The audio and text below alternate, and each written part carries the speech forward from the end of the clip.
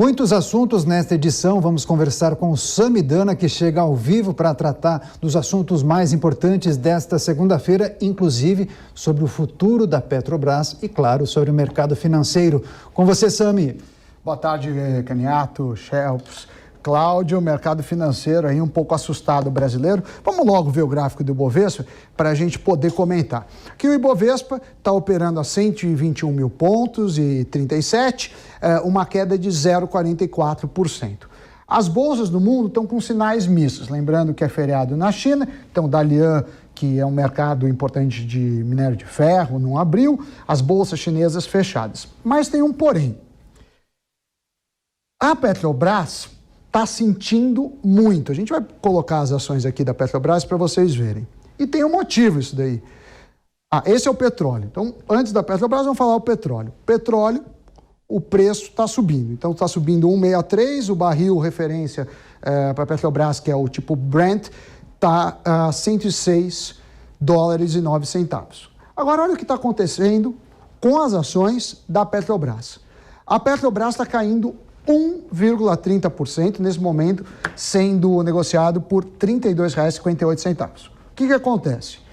O Adriano Pires foi indicado na semana passada, um nome super técnico, quase uma unanimidade no mercado. Diversos trabalhos relevantes, tem formação na área, é doutor na área, tá tudo certo, o mercado estava feliz. Aí veio o Ministério Público e falou, não, ele tem conflito de interesse. Eu não entendo muito dos termos jurídicos, se é possível ter um conflito de interesse prévio. Pelo que os advogados falam, não. Mas o que chama a atenção nem é isso. É óbvio que se alguém é especialista na área, vai ter tido trabalhos na área. Então querem que chamem o quê? Um técnico de futebol para ser presidente da Petrobras? Ou, o mais provável, é um político que não entenda nada de economia ou de petróleo. Então é muito temeroso o que vai acontecer. Saiu em alguns veículos de mídia que o Adriano Pires desistiu, mas ainda não temos essa confirmação. Então vamos ficar atento. Agora vamos dar uma olhada nas moedas para ver como anda o dólar, o euro e o Bitcoin. O dólar caindo bem, caindo 0,96%, sendo negociado nesse momento a R$ 4,62. O euro também cai 1,60% aos R$ 5,07. E o Bitcoin cai 1,32% aos 45.732 dólares. Essa queda do Bitcoin se dá principalmente por conta da possível alta de juros nos Estados Unidos, ou uma alta um pouco maior do que o mercado esperava. Bom, mudando de assunto, e é algo que me incomoda já faz anos. Segundo o IBPT, que é o Instituto Brasileiro de Planejamento e Tributação, o brasileiro trabalha 149 dias por ano só para pagar impostos. Olha esse gráfico, a gente tem uma evolução aí, então a gente já chegou, em 2003 eram 135, em 2016 a gente bateu 153 dias e agora, no último levantamento, 149 dias.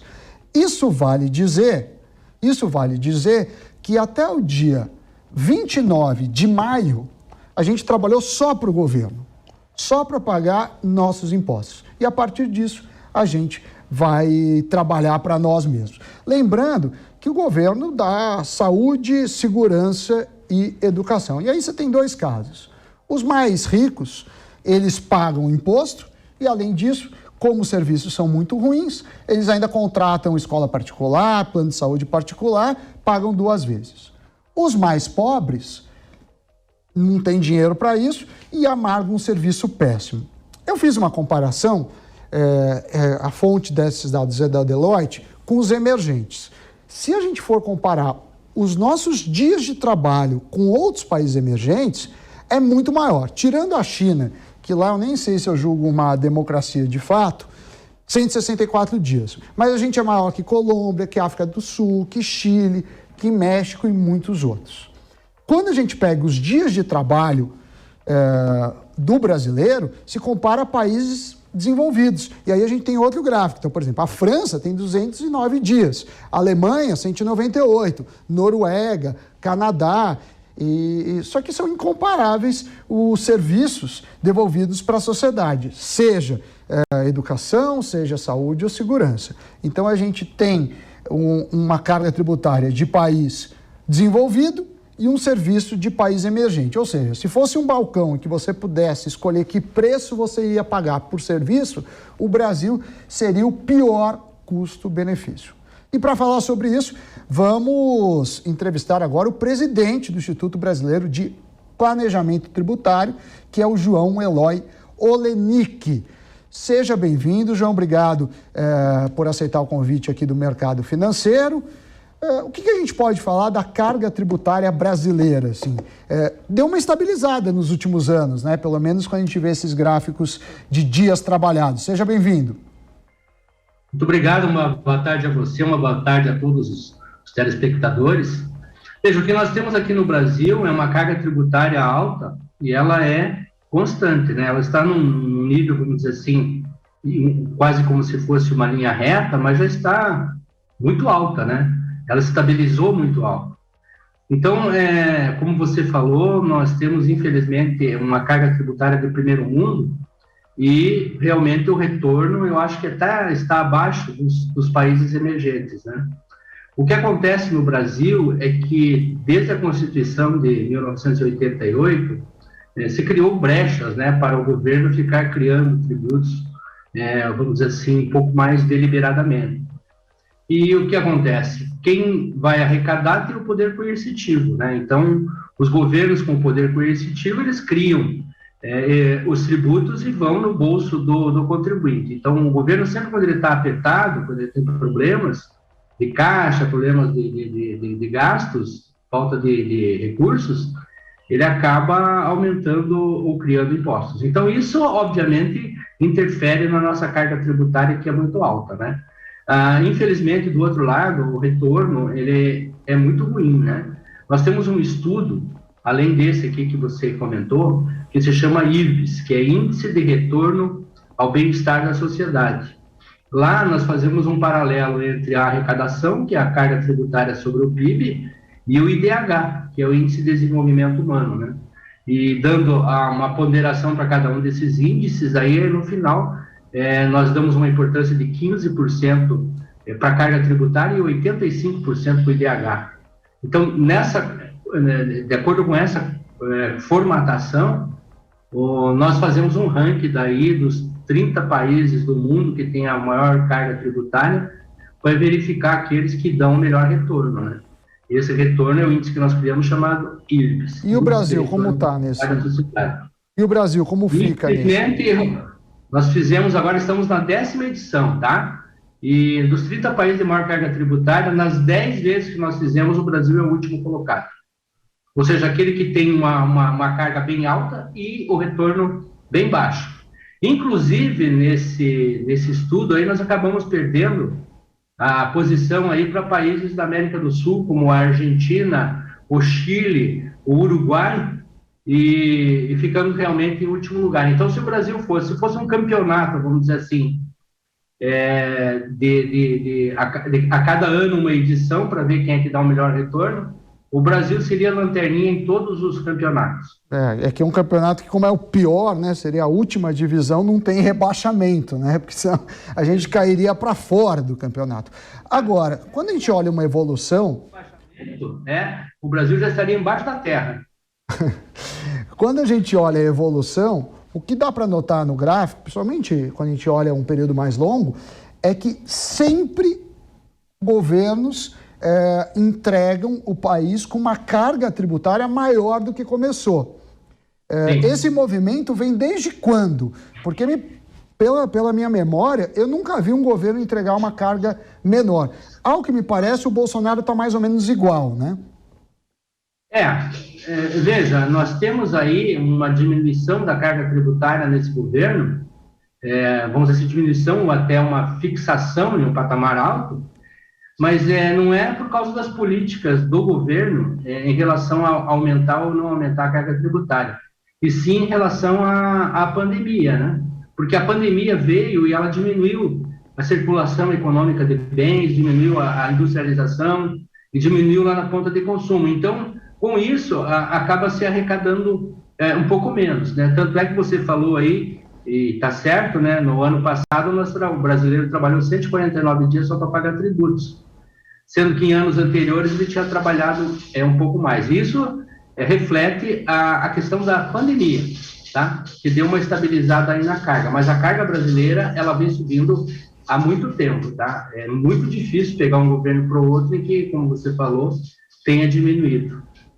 João Eloy Olenik, que é presidente do Instituto Brasileiro de Planejamento Tributário, IBPT, muito obrigado pela sua participação aqui no Mercado Financeiro. Nós que agradecemos o convite e estamos sempre à disposição. Uma boa tarde para todos. Agora vamos falar de negócios. As ações do Twitter dispararam na segunda-feira, depois que o Elon Musk resolveu comprar uma fatia da companhia. Olha só a alta, nesse momento, uma alta de 30% em dólar. E como o tema é de negócios, a gente vai acionar nosso comentarista, Bruno Meyer, para mais informações. Bruno? Elon Musk, sempre ele, mexeu com o mundo dos negócios global nesta segunda-feira. E quando ele entra em cena, ele não mexe só com o noticiário global, mas também com as ações de determinadas empresas. Na manhã desta segunda-feira, as ações do Twitter dispararam 22% nas negociações de pré-mercado após documentos mostrarem que Musk, que é o dono da Tesla e da SpaceX, assumiu uma participação acionária de 9,2% na empresa. De acordo com a Bloomberg, a compra teria sido feita em 14 de março. Ou seja, hoje, Elon Musk possui 73 milhões e 486 mil ações ordinárias do Twitter na carteira. Com esses números, Sami, Elon Musk se torna o maior acionista da empresa. Antes de comprar mais de 73 milhões de ações do Twitter, Elon Musk é, antes de tudo, um usuário extremamente ativo na rede social, chega inclusive, como a gente viu nesta manhã, a mexer com ações de empresas na Bolsa Americana com seus curtos comentários no Twitter. Elon Musk tem 80 milhões de seguidores na rede social desde que ingressou em 2009 e usa a plataforma para fazer vários anúncios dos seus negócios. A relação nem sempre é de amor. Dias atrás, o empresário disse estar pensando seriamente na construção de uma nova plataforma de mídia social. E no próprio Twitter questionou os seguidores se eles achavam que a plataforma respeitava a liberdade de expressão. Elon Musk é o homem mais rico do mundo, com uma fortuna avaliada em 273 bilhões de dólares, segundo o ranking da Bloomberg. E deve ficar mais rico. A Tesla superou as expectativas de analistas do mercado financeiro e registrou 310 mil unidades globalmente no primeiro trimestre de 2022. Uma empresa, Tipalti Approve, fez uma projeção ainda mais positiva para a fortuna de Elon Musk. Ela comparou os patrimônios anuais das 30 pessoas mais ricas do planeta. Ao calcular a taxa média de crescimento das fortunas, a empresa chegou a uma previsão dos resultados dos próximos anos. E adivinha só? Elon Musk deve conquistar seu primeiro trilhão em 2024 aos 52 anos. Se isso se confirmar, ele será o primeiro trilionário do mundo. Obrigado, Bruno. Vamos aguardar. E com isso, terminamos essa edição do Mercado Financeiro, voltando aí o bastão para o Caniato e para a Cláudia e o Shelps. Muito obrigado e até amanhã. Eu volto às 2h30 da tarde. Tchau, tchau.